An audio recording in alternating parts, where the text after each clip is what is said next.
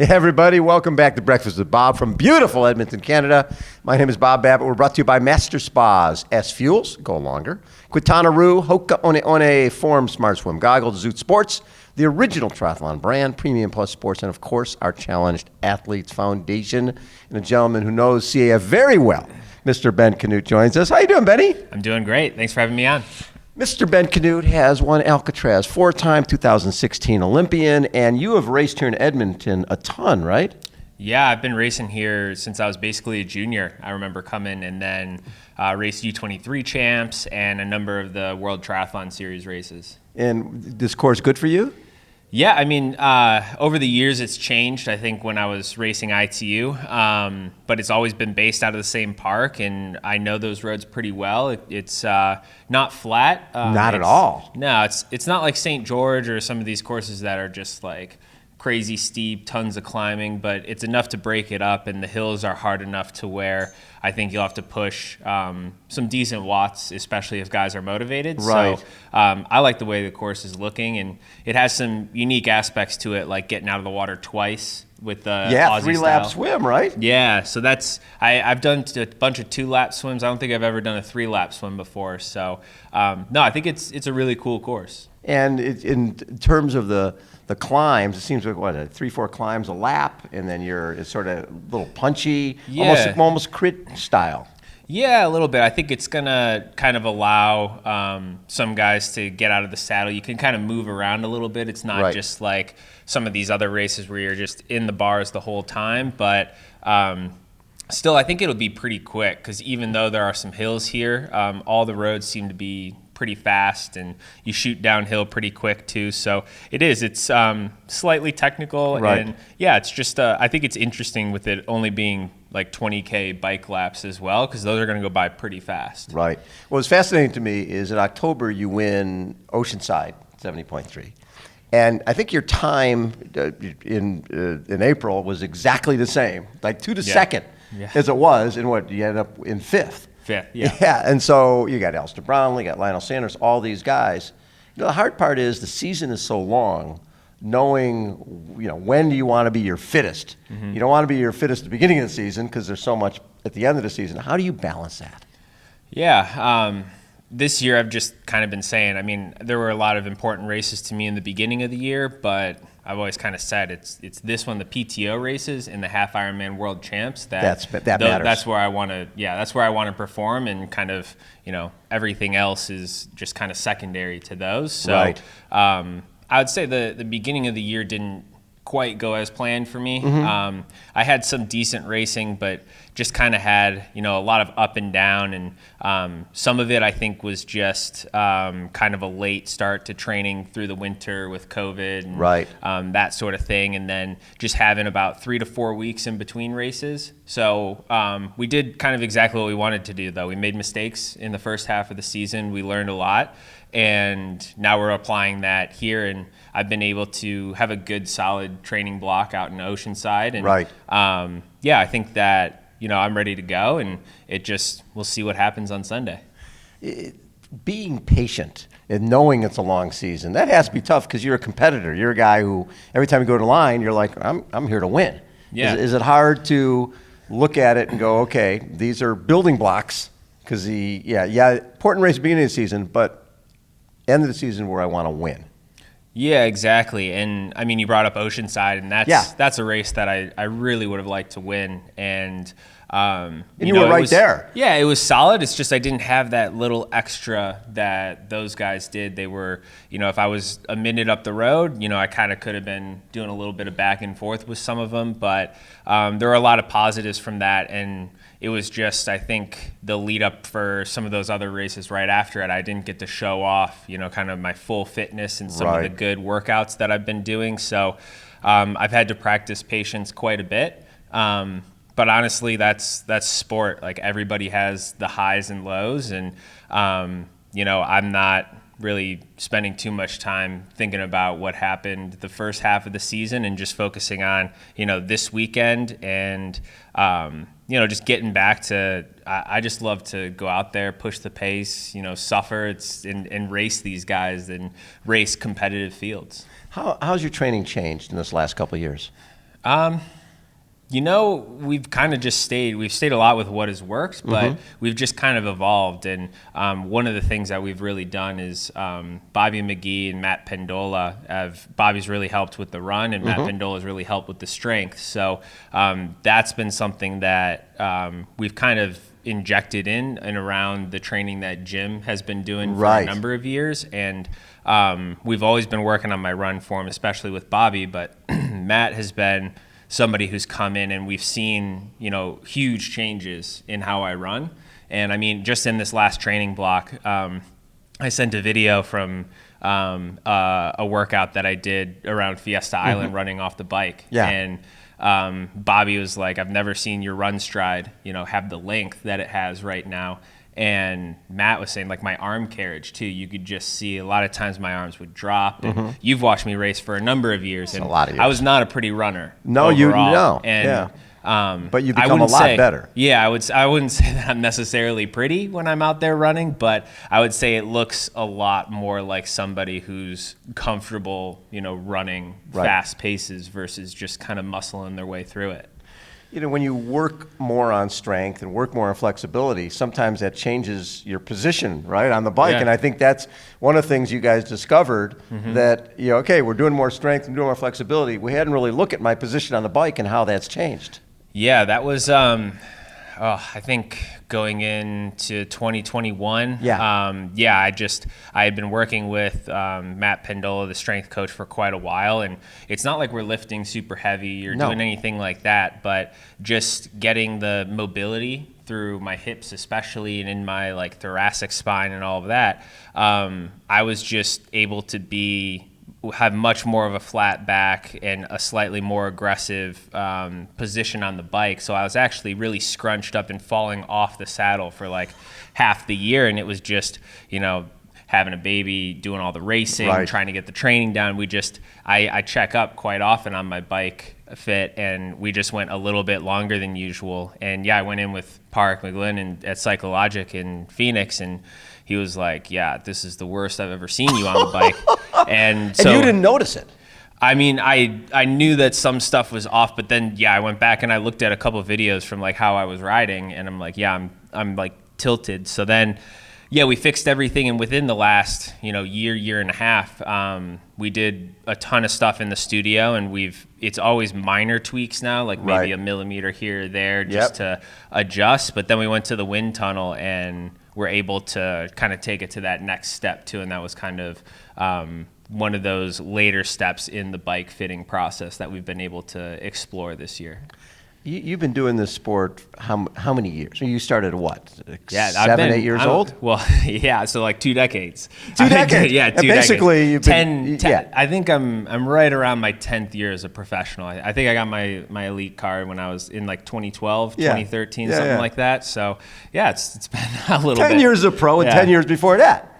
Yeah. Yeah, and does it get old? Is there a point? Because you're still improving. I don't think it really gets old. I still feel like, I haven't hit my ceiling or come even close to it. Right. I feel like there's a lot of different things that we can go and we can explore. And the sport of triathlon is changing for the better. I mean, we have series like the PTO now. We have all sorts like Super League, Clash, Challenge. Yeah, there's lots of variety. It's an exciting time in triathlon because you do have a lot of variety. It's big stages, exciting racing. The level is always raising. So I think it's a great time, and we're triathlon's finding its footing of where it belongs in the sporting world. And we're a relatively new sport, but we've been around the block a little bit. Yeah.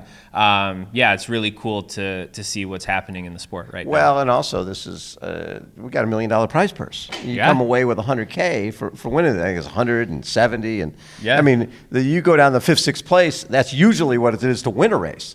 So there's a lot at stake. There's a lot at stake here. Yeah, no, I think that it's like the movie. If you build it, they will come. I mean, if you put the up money out there. And that's like, I mean, in any sport, like you can't force athletes to create drama, but if you put a big enough carrot out there, like people are going to take risks and chances. And I've just kind of noticed too, it's that 1st, 2nd, 3rd, 4th, 5th there's kind of a lot of big drops in the prize money, and Right. then 8th through 15th, it's, you know, $1,000 or $2,000 in there. So there's a lot of reward for, you know, putting yourself out there and seeing what you can do and kind of trying to, you know, shake things up, because, you know, the difference between first and second is big, and Yes. second and third, and then it kind of settles in the middle there. So I think that you're going to see, you know, a lot of guys taking some risks and really going after it and just seeing, what they can do. And you've always been one of those guys, even going back to Chattanooga and Yeah. 70.3 Worlds. You've never been afraid of the moment or the stage or the spotlight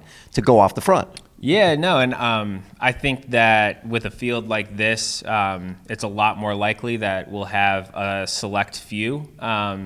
I mean, I think the swim, it's going to ebb and flow. I think there's always going to be maybe 5 to 10 guys who are toward the front of the race. Right. But some of the guys who swim up front are going to drop back, and then some of those guys who didn't are going to come up toward the front on the bike. And really, it's just going to come down to how did people race like that first 2/3, and then that second half of the run, like what do you have left? Because that's that extra little percent of, did you maybe burn a few too many matches trying to catch up or trying to break away or anything like that. So you're going to have to be aggressive and fighting for every position, but you also have to be smart. You can't just, you know, throw everything out there, and then because it's still a relatively long race. It's 3 hours, so Yes. a lot can happen in that time. What's fascinating now is you've got between U.S. Open, Canadian Open, Collins Cup. I mean, it's sort of pretty easy to go, these are the ones I want to be at. This is where the big dollars are. Yeah. And what's cool is you do it well at a race like this,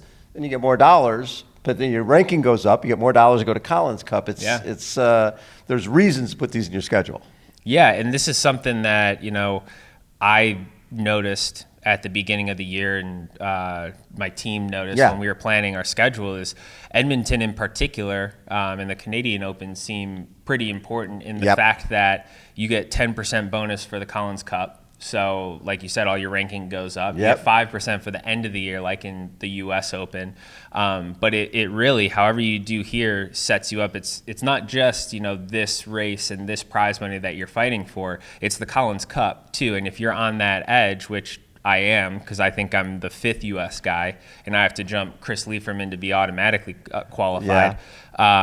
If you bump your ranking up there, it's not just the prize money, it's the money for the Collins Cup as well. So that's where it's kind of doubly important here, and that's why we've kind of taken the time to, you know, step back. There could have been other races that we put on the calendar this year and that, you know, we were kind of sad to miss, but something like this, it's basically a mid-season world championship and has, you know, a lot of importance to it.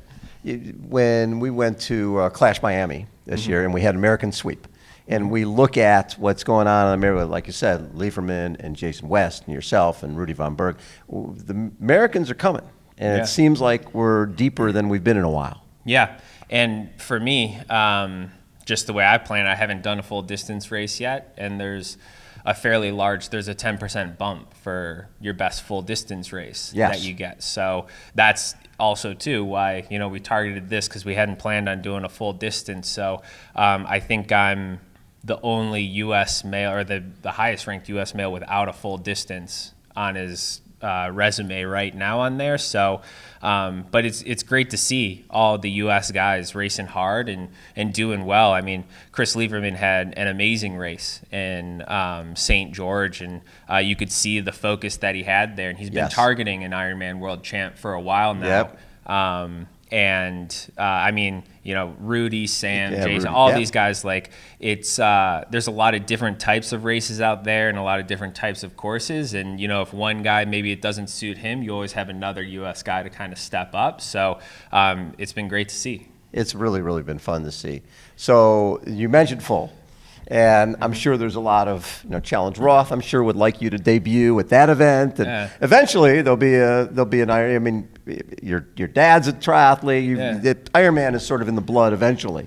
Have you come up with a time frame on that, or is there any rush? I don't know if there's any rush, but I think the pull is becoming stronger and stronger with the 10% bonus. I was going to say, yeah. And once the PTO, plans, I think they plan to add in a full distance race at some point to their opens. And there's different stuff coming up. So yeah, I mean, I love Challenge Roth. I think that's a great race. That's a bucket list one for sure. Totally. That'd be super cool place to debut. And then the PTO, it's just figuring out when and where, and if the PTO or when the PTO expands and continues, because we already have 3 PTO races and a half Ironman world champs. Right. Then if you add in, Kona, a qualifying race for Kona, and then if the PTO expands its series to other ones, you're looking at 8 to 10 mid to full distance races a year. So we've seen a world championship already this year and other big races being put in, and you see guys have to pick and choose. Guys who race Challenge Roth couldn't race here as much because their bodies body broken took a down. beating. Yeah, it was a tough turnaround. And I think I saw Dietlif post today. He always knew it was going to be hard. So you look at guys who try and stack half an Ironman in just a couple weeks or vice versa. Right. It's just tough. So I think that once I can get a full picture of what schedules will look like next year, the year after, and all of that, then we can kind of say, okay, this is like the perfect time to put in the correct training for a full distance, because the debut, I think, is on the horizon, but I just want to make sure I do it right, because a bad day at a full distance race is way different than a bad day at a mid-distance or an Olympic distance. So it's just making sure to do everything correctly. Well, because you're a racer. You like racing, and the build up to a full is a lot of time without racing. And then the recovery is a lot of time without racing. And if you go there and don't have the race you want, you're basically a couple months out of your season. And it's a lot of unknowns in that too. So you want to just plan that very carefully, because you don't really know how you're going to respond to the training, how you're going to respond to the racing there. So it's a lot to consider, but it's definitely something that I've always felt like I could do really well at. No question. It'll be fun and exciting once I kind of finally put that on the calendar. So talking about Gustav and Christian today, and they're both saying, well, so as soon as Kona is over, and we'll do 70.3 Worlds, and then it's all about WTS and going back to the Olympics in Paris. As a guy who tried to balance, because you're trying to get on the mixed relay for 2020 as well as 70.3, that balance is really tough. And to try to go back from long distance to short distance, how hard do you think that's going to be? Oh, I mean, it's challenging, but Christian's, Olympic champ and has done like a ton. He knows only thing what he's it missing takes. now is the half Ironman World Championship, and Gustav is of course just as good of an athlete. So I think that the way that they're doing it is maybe a little bit less complicated than in the same season jumping around. Yeah, you can take that time to really develop the high end and keep going. So. And the way that they train too, I feel it's very scientific. They have their zones that they stick to, and it's not easy, and it's going to be crunch time for them, because they basically only have like a year to get all the points they need, all the races they need to get there, and then to get Olympic ready. And pre-Olympic year and Olympic year are always nuts. And especially we lost a year. Exactly, and that's and then coming off of such a heavy season of full and mid-distance racing. I mean, if anybody can do it, they can. But it's definitely tough, and that Olympic circuit is cutthroat, and there's a lot of not fresh new faces, but a lot of the younger guys who had that first Olympic cycle under their belt and where they're pushing toward the front are now at the front and winning races and raising the bar. So it's going to be exciting to see what they can do. I love it. And do you feel this course suits you? Is this a good course for you? Yeah, I mean, with the way that the racing is going with the 20-meter draft rule, and I just like something that's good and honest, and whether it's flat and kind of all out and aero tuck, or it's a ton of climbing like St. George, I think there's kind of a place for me on any of those courses. It just kind of depends how it's going and how I approach the race a little bit. I think it's more of when dynamics don't suit me as well is when you have a smaller draft zone and a pack of 15 to 20 guys, and the 20 meter isn't, foolproof. You still get a little bit of an effect, but when you add in like cameras, camera bikes, cars, and all of that, and you get 20 guys all in a 12-meter draft zone that they push the limits. You can't catch them. Yeah, it's a big difference between the front and the back. It's Yes. like 50 to 80 watts sometimes, Yes. and that's just, that's it's not something that I necessarily like complain about. It's just kind of the fact, it's reality. Of the you have race. to deal with it. Yeah, it's the dynamics of the race. It's kind of like ITU, you draft, like it's part of the racing. So I do like the PTO and the 20-meter draft rule. I think that it exposes guys more and takes away run legs, forces you to ride, I guess, more honestly. Right. And so I think that, like, on Saturday and Sunday, we'll see races maybe splitting more, where if we didn't have that draft zone, it might stick together a little bit. Because sometimes on hilly courses like Oceanside, that first half of the bike course is a grind kind of up. And then you come across, and then it's a lot of rolling. Yes. And that rolling, the pack splits up on the downhill a little bit, but everybody comes back together when you roll up the hill, and it's kind of that rubber banding effect. So I don't think we'll see that as much on this course. I'm thinking that there's enough time in between, but if the draft zones are closer, there's just a little bit more of a chance of can't that get away. Yeah, I love it. Benny, as always, thanks so much for taking time, and can't wait to watch your race on Sunday. Thanks. I'm looking forward to it. Mr. Ben Kanute has been our guest, everybody. Oh, and you're going to be a daddy again? Yeah, again. December. His due date is the 26th, but, my daughter came early last time, so I'm thinking he's probably going to come. Christmas baby. I think he's going to come a little early, though, and I think he's coming more towards my birthday on the 14th. So Love that. We'll see. Congratulations, man. Thank you. It makes having your daughter when you come back from a workout just has to be like, even if it's not a good workout, who cares? Yeah, she's a sweetheart. I love it. Ben Kanute has been our guest, everybody. Again, Breakfast with Bob. We are here in beautiful Edmonton, Canada. Hold on. We will be right back.